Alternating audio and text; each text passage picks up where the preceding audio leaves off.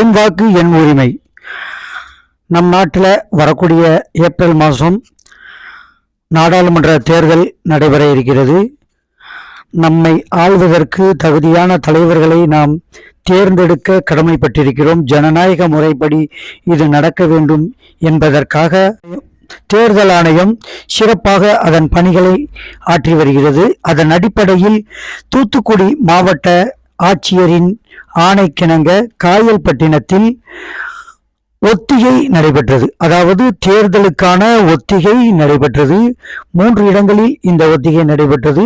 முதலாவதாக காயல்பட்டினம் வாவு மகளிர் கல்லூரியிலும், அடுத்ததாக காயல்பட்டினம் நகராட்சியிலும், மூன்றாவதாக VAO அலுவலகத்திலும் இந்த ஒத்திகை நடைபெற்றது.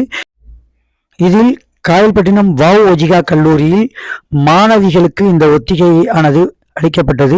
அவர்கள் 18 வயதை நிரம்பி முதலாவதாக தங்களது வாக்குரிமையை செலுத்த இருக்கிறார்கள். அவர்களுக்கு இந்த சிறப்பான ஒத்திகை வழங்கப்பட்டது.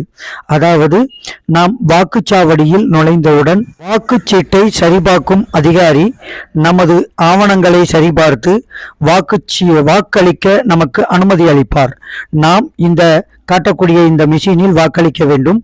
முதலாவதாக நாம் யாருக்கு வாக்களிக்க நினைக்கின்றோமோ அவர்களது சின்னம் அடங்கிய இந்த பேலட் யூனிட்டில் இருக்கக்கூடிய பட்டன்களில் அது எந்த நம்பர்னு பார்த்து அந்த பட்டன்களை நாம் அழுத்த வேண்டும். உடனே அதில் சிகப்பு நிற லைட் எரியும். அதன் பின்னர் VVPAT voter verifiable paper audit trail வாக்காளர் சரிபார்ப்பு காகித தணிக்கை முறை.